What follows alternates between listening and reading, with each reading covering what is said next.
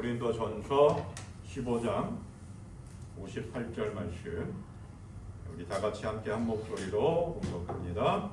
그러므로 내 사랑하는 형제들아, 견실하며 흔들리지 말고 항상 주에 대해 더욱 힘쓰는 자들이니라. 이는 너희 수고가 주 안에서 헛되지 않은 줄 알아라. 아멘. 다음 주에는 간증 동영상을 시청하도록 하겠습니다. 동영상으로 간증을 지난 작년에 2025년 다니엘 기도회를 통해서 간증을 많이 들은 또 있는데, 그 가운데 한 분을 선택해서 듣고 올해는 한 4번 정도 들을 것 같습니다. 부활절 다음 주에는 안소영 전도사님인가 신천지에 들어갔다가 나오셔서 신천지에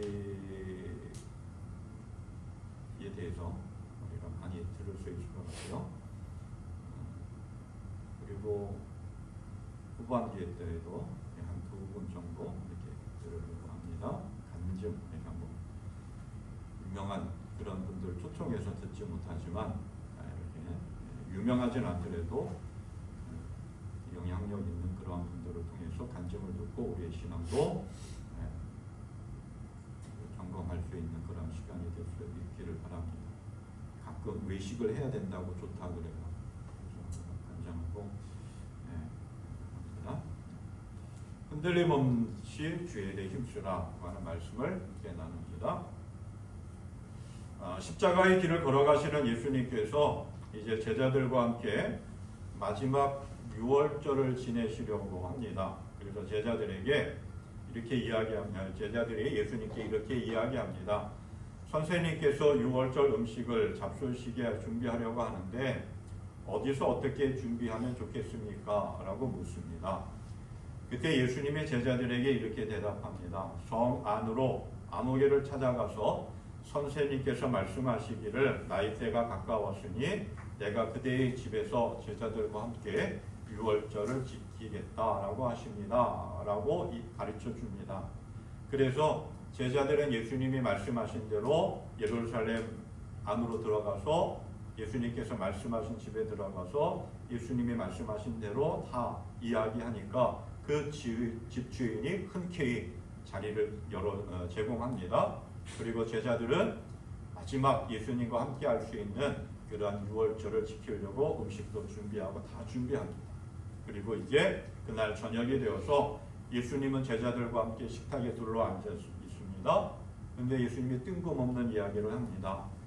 내가 진정으로 너희에게 말한다. 너희 가운데 한 사람이 나를 팔아 넘겨줄 것이다. 라고 이야기합니다.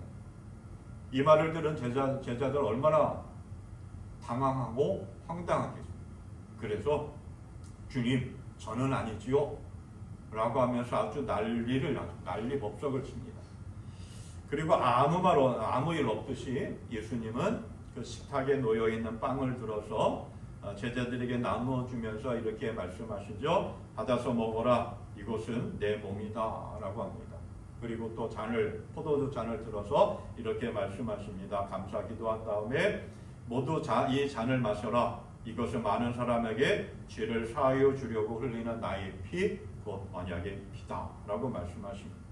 이것이 예수님께서 제자들과 함께 나눈 마지막 6월절 만찬이고, 여기서 오늘날 우리가 행하고 있는 성찬 예식이 시작이 되었습니다. 이렇게 제자들과 함께 마지막 만찬을 하신 예수님은 그날 저녁에 올리브산으로 올라가셔서 기도하십니다. 그리고 제자들에게 이렇게 또 말씀하십니다.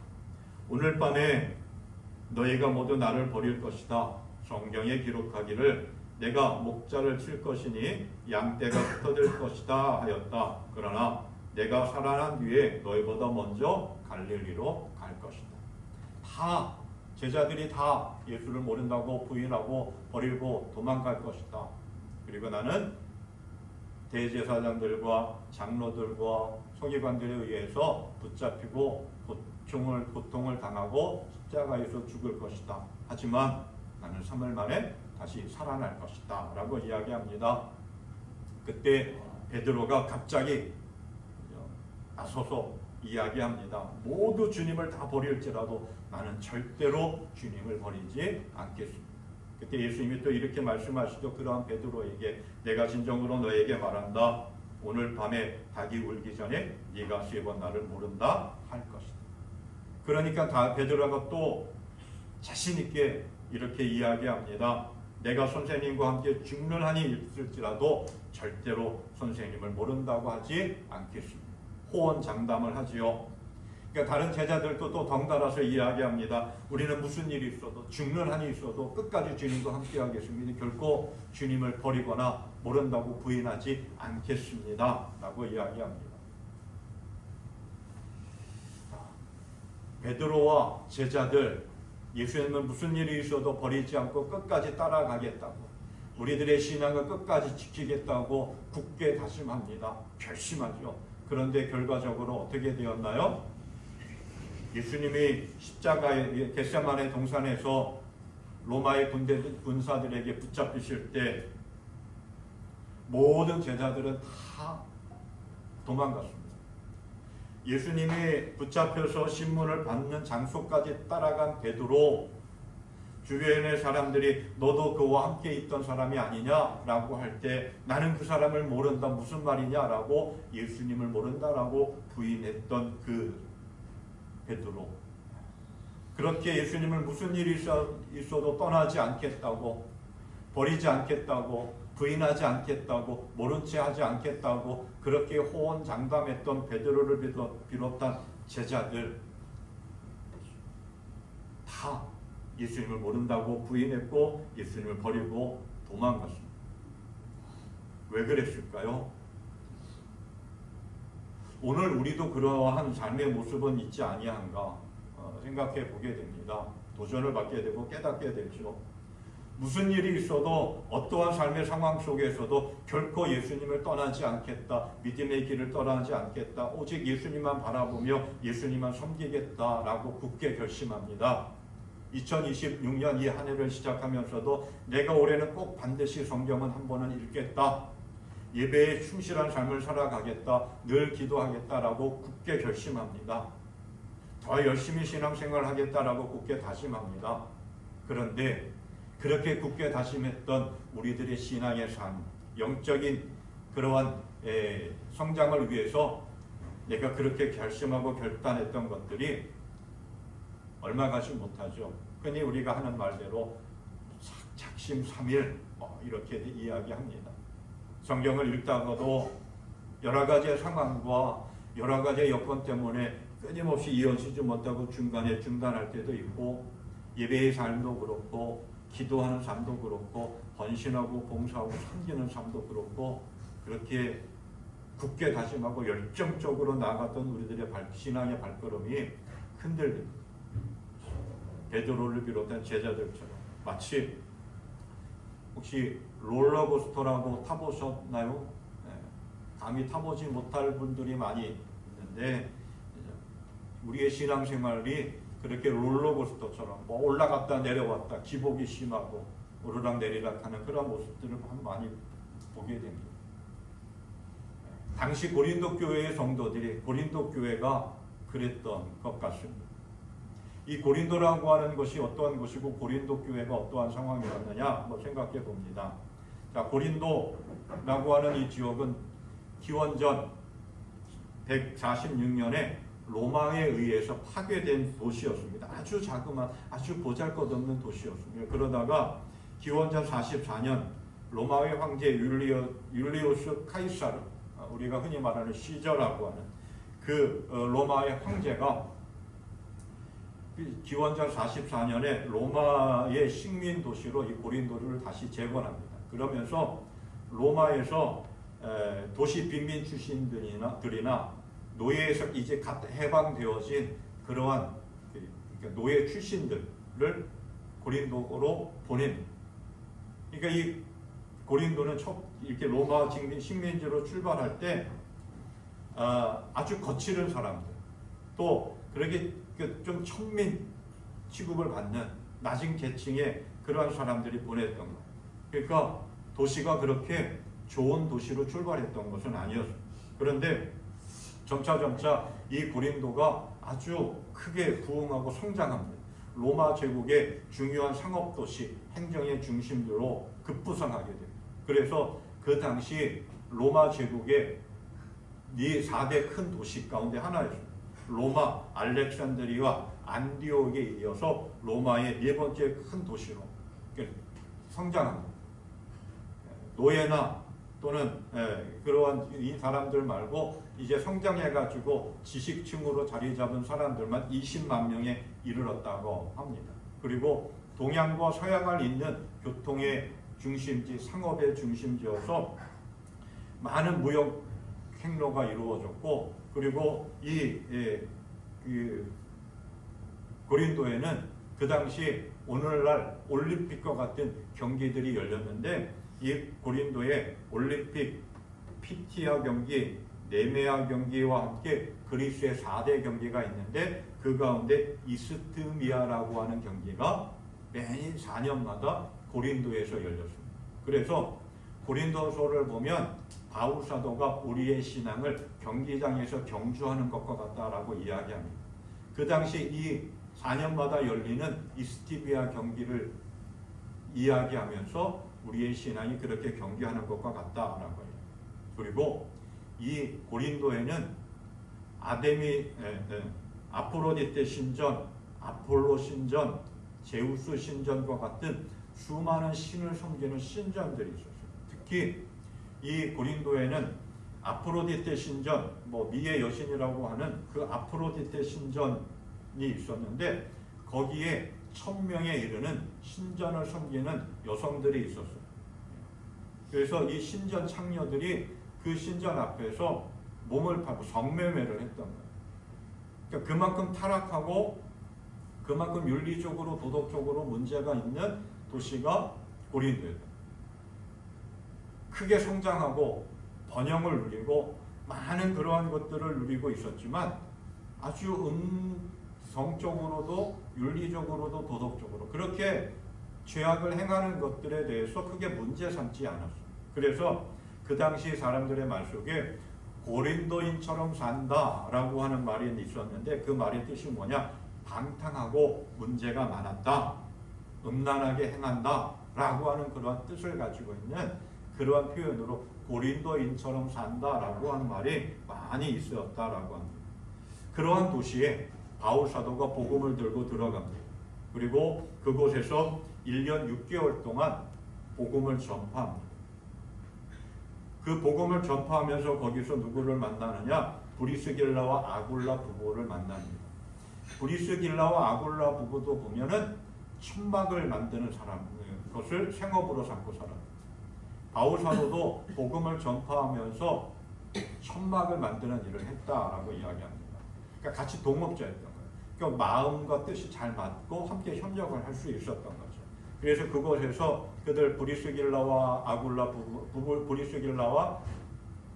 부부와 함께 천막을 만들면서 유대인뿐만 아니라 그 지역에 살고 있는 헬라인들, 로마인들에게 복음을 전합니다. 그리고 나중에 마게도니아에서 실라와 디모데가 같이 합류하면서 본격적으로 복음을 전하는 가운데 교회가 세워집니다. 그게 고린도 교회였습니다. 당시 그렇게 타락하고 성적으로 타락하고 도덕적으로 윤리적으로 문제가 많았던 그곳에 아프로디테 신전과 아폴로 신전과 제우스 신전을 비롯한 수많은 신전들이 있고, 그러한 곳에 고린도 교회가 세워졌습니다. 그 좋지 않은 영향이 교회 안에도 많이 들어와 있었습니다. 그래서 고린도 교회 역시 그 고린도 지역에 문제가 많았던 것처럼 고린도 교회 안에도 문제가 참 많았어요. 그래서 그 문제들을 해결하기 위해서, 문제들을 지적하고 책망하면서 바울 사도가 고린도 교회에 편지를 쓰면서 바로잡으려고 했던 거예요. 바로 온전한 신앙의 삶을 살아가라고 합니다. 그래서 2차 전도 여행 때 세워진 그 교회에 3차 전도 여행을 하면서 그러한 문제들에 대한 소식을 들은 바울 사도가 에베소에서 편지를 쓴 것이 고린도 전서였습니다. 이 고린도 교회에 어떠한 문제들이 있었느냐? 가장 대표적인 것이 교회 안에 분열이 있어요. 서로 파당을. 나는 그리스도파고, 나는 바울파고, 나는 베드로파고, 나는 아볼로파고. 서로 파당을 지어서 하나가 되지 못했던 거죠. 그러다 보니까 문제가 있으면 교인들끼리 서로 소송을 걸고 재판을 하고 있어요. 그리고 또 하나의 문제는 그 고린도 교회가 성적으로 상당히 문란했어요. 그래서 고린도 교회 안에도 그 성적인 문란함이 들어왔었고, 또 하나님 앞에 온전히 성만찬을 하면서 예배를 드려야 되는데 부한 자, 부자와 가난한 자가 있는데 서로 이해하고 사랑이 없었어요. 그래서 고린도전서 13장에서 가장 큰 은사는 뭐냐? 사랑이라고 이야기하면서 서로 사랑하고 함께 음식을 나누고, 그러니까 예를 들면 그러한 일들이 있었던 거죠. 부자들은 바깥에 나가서 일을 많이 하지 않고 시간도 많으니까 교회에 와서 차려놓은 음식을 먼저 다 먹어요. 근데 가난한 사람들, 밖에서 열심히 일하고 돌아온 사람들은 막상 교회에 와서 음식도 함께 나누고 함께 예배를 드리려고 하는데 음식이 저는 하나도 남지 않아요. 서로 이해하고 사랑하고 배려가 없었던 거죠. 예배와 성만찬에서 무질서했고, 또 복음을 들으면서 하나님을 예배하면서 열심히 신앙생활을 하던 가운데 하나님 볼 때 은사를 많이 받았어요. 그런데 그 은사를 잘못 사용하고 있었다. 자기들의 이름을 나타내고 자기들의 욕망을 채우기 위해서 그렇게 하나님이 준 은사를 사용하고 있었다. 그런 문제들이 많았다. 향락을 즐기고 쾌락을 즐기고 있는 그러한 이 고린도 교회, 그러한 고린도 교회의 세상적인 가치관과 세상적인 문화의 영향 속에서 있는 고린도 교회의 그 문제들을 지적하면서 바로잡으려고 했던 것이 바울사도의 마음이었습니다.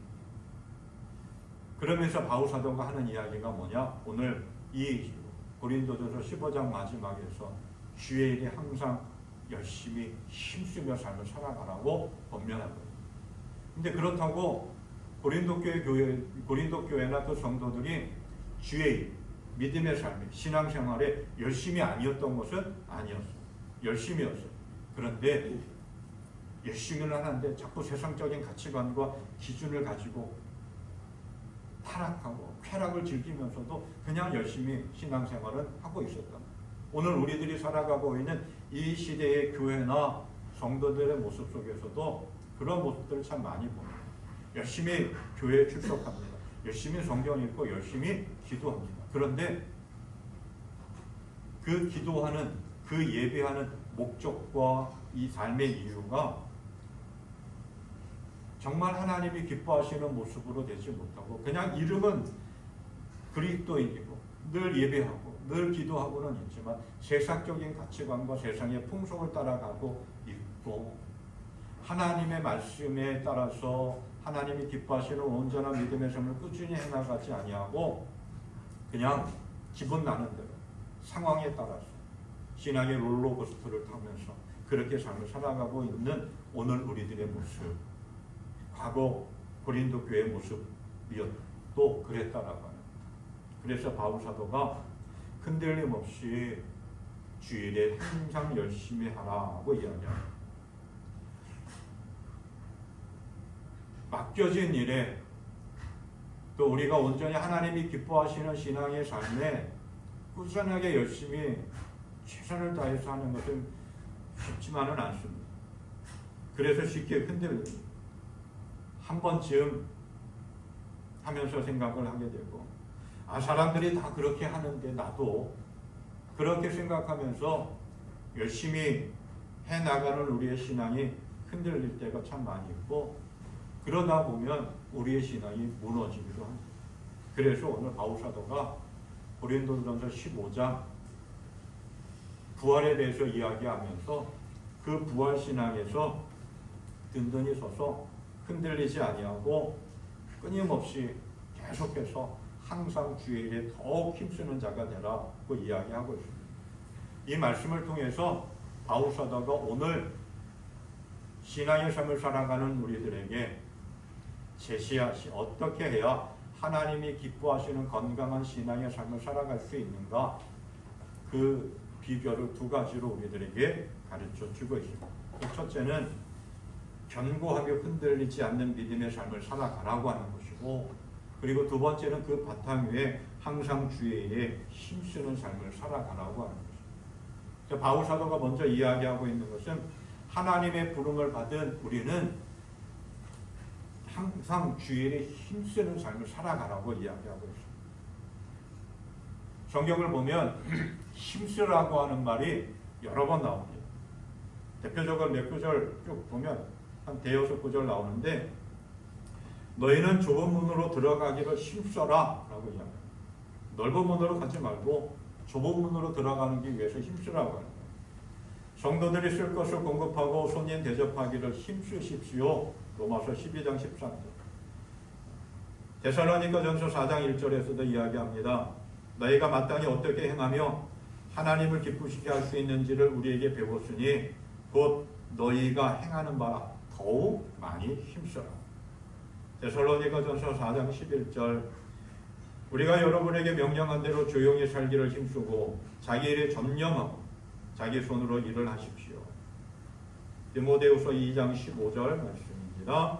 그대는 진리의 말씀을 올바르게 가르치는 부끄러울 것 없는 일꾼으로 하나님께 인정을 받는 사람이 되기를 힘쓰십시오. 그대는 말씀을 선포하십시오. 기회가 좋든지 나쁘든지 꾸준하게 힘쓰십시오. 끝까지 참고 가르치면서 책망하고 경계하고 권하십시오. 디모데후서 4장 2절 말씀입니다. 베드로후서 3장 14절 말씀. 사랑하는 여러분, 여러분이 이것을 기다리고 있으니만큼 티도 없고 금도 없는 사람으로 아무 탈 없이 하나님 앞에 나아갈 수 있도록 힘쓰십시오. 고린도후서 5장 9절 말씀입니다. 우리는 몸으로 있든지 떠나든지 주를 기쁘시게 하는 자가 되기를 힘쓰다. 그리고 오늘 말씀합니다. 그러므로 내 사랑하는 형제들아, 견실함에 흔들리지 말고 항상 주일에 더욱 힘쓰는 자가 되라. 하나님이 기뻐하시는 신앙의 삶, 하나님이 기뻐하시고 원하시는 건강한 신앙의 삶은 어떠한 일이냐? 그냥 적당히 대충 이쯤 하면 됐지, 이게 아니라 항상 힘쓰는 삶을 살아가는 겁니다.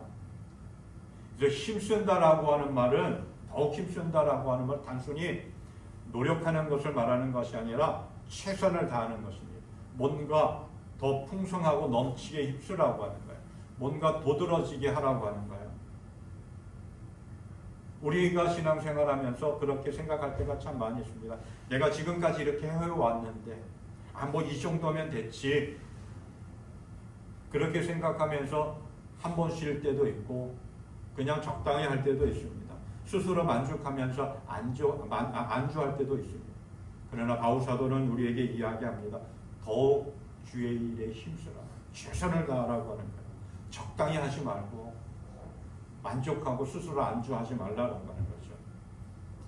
바울 사도가 고린도 교회 교인들에게 더욱 힘쓰라고 이야기합니다만, 말씀드렸듯이 고린도 교회 교인들이 열심히 신앙생활하지 않은 게 아니었습니다. 늘 열심히 했습니다.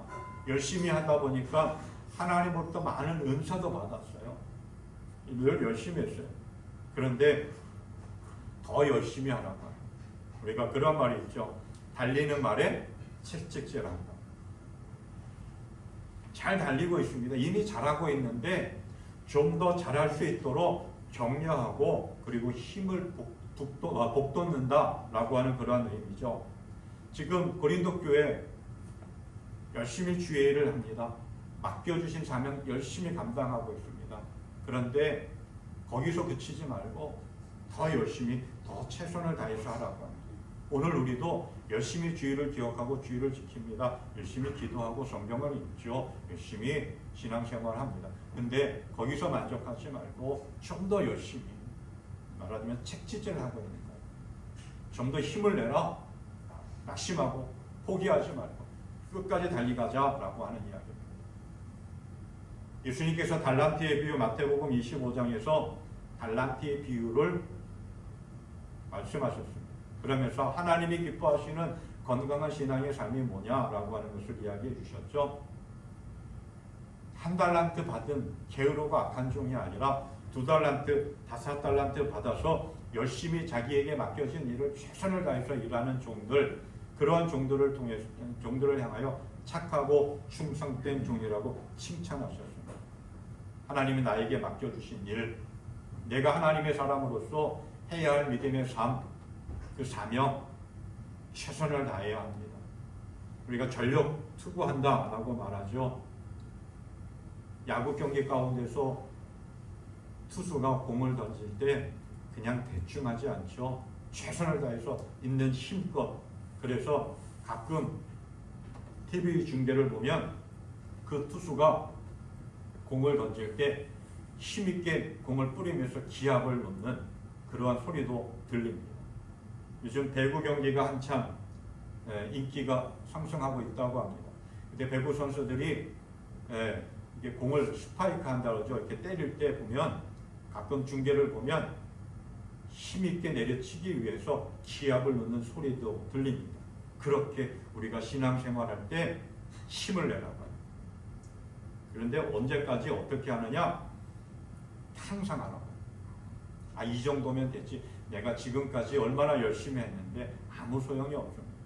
끊임없이 끝까지 지속적으로 해나가는. 근데 우리가 해야 할 하나님의 일이 뭐냐? 세상의 일에는 우리가 행하는 일 가운데는 세상의 일이 있고 하나님의 일이 있습니다. 예수님께서 예루살렘에 올라가서 대제사장들과 그리고 장로들과 율법학자들에 의해서 많은 고난을 받고 죽게 될 것이다 라고 이야기합니다. 그때 베드로가 앞장서서 그 예수님 앞에 그냥 쉽게 그 표현, 그 상황을 보면 이런 거예요. 예수님 그렇게 말씀하시니까 예수님 앞에 서가지고 예수님의 손을 잡고 예수님 그런 일은 절대 일어나지 않을 것입니다. 내가 그 일을 맡겠습니다 라고 베드로가 예수님의 그 일을 가로막고 있는 거예요. 그때 예수님이 베드로에게 뭐라고 말씀하셨느냐? 이렇게 이야기합니다. 사탄아, 내 뒤로 물러가거라. 너는 나에게 걸림돌이다. 너는 하나님의 일을 생각하지 않고 사람의 일만 생각하는구나. 세상의 일이 있고 하나님의 일이 있습니다. 우리는 우리의 관심사는 어디에 있느냐? 라고 하는 것을 생각하게 되죠. 오늘날 많은 사람들이 신앙의 삶을 살아가면서도 하나님의 일보다는 세상의 일에, 세상의 가치관에 더 많은 관심을 두고 더 많이 집중하고 더 많이 투자하면서 삶을 살아가고 있습니다. 근데 정말 우리가 하나님의 사람으로서 관심을 갖고 집중하고 투자해야 할 것은 하나님의 일. 그 하나님의 일은 뭐냐? 그게 두 가지로 생각해 볼 수 있는데, 첫 번째는 하나님과의 관계를 유지하는 것입니다. 하나님과의 관계를 맺기 위해서 하나님과 좀 더 좋은 관계, 좀 더 끈끈하고 긴밀한 관계를 맺기 위해서 내가 열심히 하는 거예요. 예배하고 기도하고 말씀을 듣고 말씀을 읽고 묵상하고 찬양하는 그 일에 우리는 힘쓰며 삶을 살아갈 수 있기를 바랍니다. 아멘. 두 번째 우리가 힘써야 할 하나님의 일은 나의 신앙의 성장을 위해서뿐만 아니라 내가 하나님의 사람으로서 세상에 영향력 있는 건강한 신앙의 삶을 살아가는 것입니다. 말씀한 대로 예배하는 대로 내가 나가서 전도도 하고 또 어려운 이웃들, 내가 돌보아야 할 사람들을 위해서 돌보고 내가 살아가는 이 사회에서 직장 생활에 내 삶의 모든 영역 속에서 하나님의 사람으로서 온전하게 삶을 살아가기 위해서 깨어있고 좀 더 최선을 다하는 그러한 삶을 살아가는 것, 그게 우리가 힘써서 해야 할 하나님의 일입니다.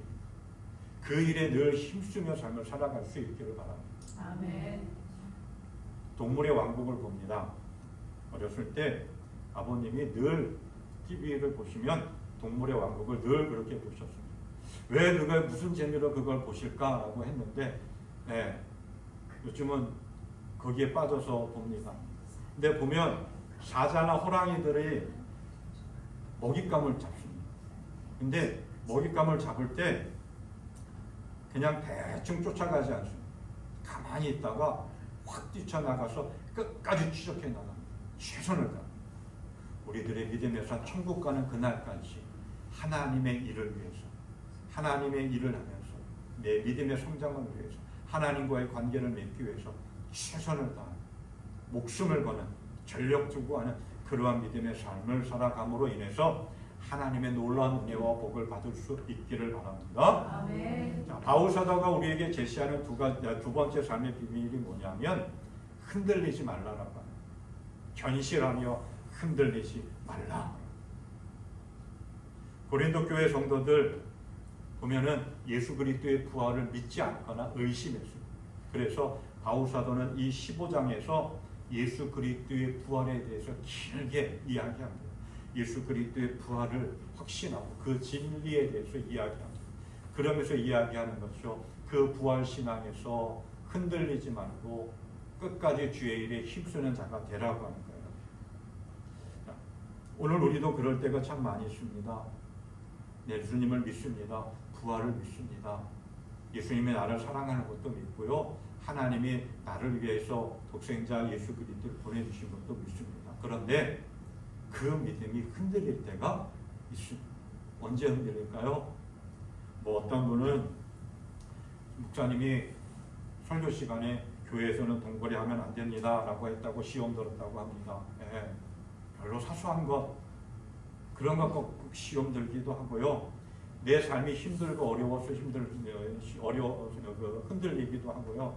뭔가 억울한 일을 당해서 오해받을 때도 그렇고 뭔가 세상적인 것이나 교회 안에서든지 내 삶에 태클을 걸 때 낙심하고 좌절해서 흔들리게 됩니다. 그런데 바울 사도는 이야기하죠. 견실하며라고 하는 말의 뜻이 뭐냐? 원문 헬러로 보면은 이렇게 이야기합니다. 앉아있는 상태 그대로, 앉아있는 그 상태 그대로 절대 어떠한 상황에서도 동요됨이 없이 그냥 굳건하게 서 있는 것을 말합니다. 그래서 해번역 성경에서는 견실하며라고 하는 말을 뭐라고 표현했느냐? 굳게 서서. 우리가 지난 2주 동안 계속 말씀을 나눴죠. 배우고 확실한 일에 거하여 예수 안에 깊이 뿌리를 박고 굳게 서서 흔들림 없이 주의 일을 하라고 하는 거예요.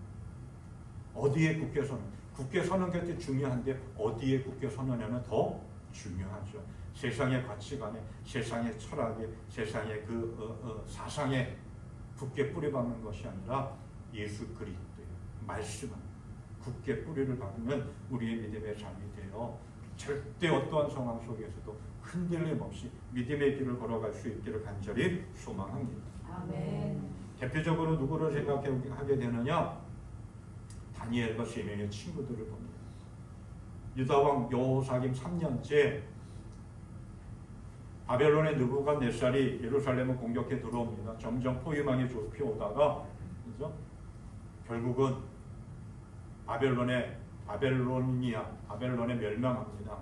그때 왕족과 귀족들을 비롯해서 그 자녀들이 바벨로니아로 포로로 끌려갑니다. 그때 다니엘과 하나냐와 미사엘과 아사랴도 포함이 됐습니다. 나이가 많아야 16, 17 정도 되는 아주 애띤 아이들이었습니다. 바벨로니아 왕궁에서 생활하면서 교육을 받습니다. 음식도 제공받습니다. 모든 것들이 그 바벨론 왕국에서 제공받는 것들로 생활합니다. 그때 다니엘과 하나냐, 미사엘, 아사랴 이 세 명의 친구들은 결단합니다. 왕이 왕궁에서 주는 음식을 먹지 않고 그냥 야채만 먹겠습니다. 요즘처럼 채식주의자를 표현한 것은 아니었습니다. 그렇게 해서 왕의 시험을 받고 통과해서 관직에 오르게 됩니다. 그때 느부갓네살 왕이 선포하지요. 금신상을 만들어 놓고 자기의 신상을 만들어 놓고 절하지 아니하면 뜨거운 불 속에 집어넣겠다.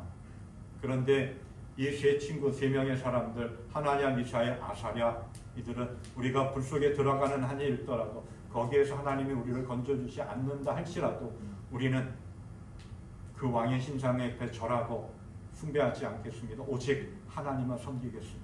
그러다가 어떠한 일이 당했느냐? 그 뜨거운 불 속에 들어갑니다. 그리고 시대가 바뀌어서 다니엘이 총리가 되었습니다. 다니엘이 총리가 된 것들 시기한 다른 신하들이 메대의 왕인 다리우스에게 이렇게 이야기하죠. 금신상을 만들어 놓고 거기에 절하지 아니하고 다른 신을 찾으면 사자굴 속에 넣는 명령을 선포하게 합니다. 하지만 그 사실을 안 다니엘 그러한 상황 속에서도 집에 돌아서 매일 늘 하던 대로 창문을 열고 예루살렘을 향하여 하나님께 기도하고 예배합니다. 어떠한 상황 속에서도 무릎 꿇지 아니하는 그 믿음의 삶, 흔들리지 아니하는 믿음의 삶이 우리에게 요구되어지고 필요합니다. 이러한 이야기, 기독교회 역사 가운데 이러한 이야기가 있습니다. 잠깐 좀 전에 생각나가지고 주 313년 로마의 황제 콘스탄틴이 기독교를 국교로 인정을 했습니다. 그리고 시간이 흘러서 316년에 동로마의 황제인 리키니우스가 돌변해가지고 모든 그리스도인들은 신앙을 버리고 로마 황제나 아니면 다른 신을 섬기라고 명령하였습니다. 그때 끝까지 협박과 회유에도 불구하고 믿음을 버리지 아니한 40명의 그리스도인 군사들이 있었습니다. 그 군사들을 처형하기 위해서 처형장으로 끌고 가서 벌거벗긴 채 꽁꽁 얼어붙은 호수에 얼음을 깨고 집어넣고 고문을 시작합니다. 지금부터 그리스도를 부인하고 로마 황제와 이방 다른 신을 섬기겠다고 하면 건져주겠다. 그리고 그 옆에 모닥불을 피워놓고 따뜻한 물을 담겨놓고 욕조를 준비해 놓았습니다. 3일 지납니다. 3일 동안 그 찬 얼음물 속에 있는 40명의 그리스도인 군사들은 찬양을 하면서 끝까지 버팁니다. 그러다가 한 사람이 끝까지 견디지 못하고 뛰쳐나옵니다. 그리고 그리스도를 부인하고 나는 로마 황제와 다른 신을 섬기겠습니다 라고 이야기합니다. 그래서 그 호의대로 뜨끈한 물에 욕조에 몸을 담습니다. 그런데 심장마비로 죽었다고 합니다. 그때 그 자리에 있던 로마 다른 병사 군 지휘관이 하늘에서 훈장이 내려오는 그 39명이죠. 39명에게 훈장이 면류관이 내려오는 것을 환상을 통해서 보게 됩니다.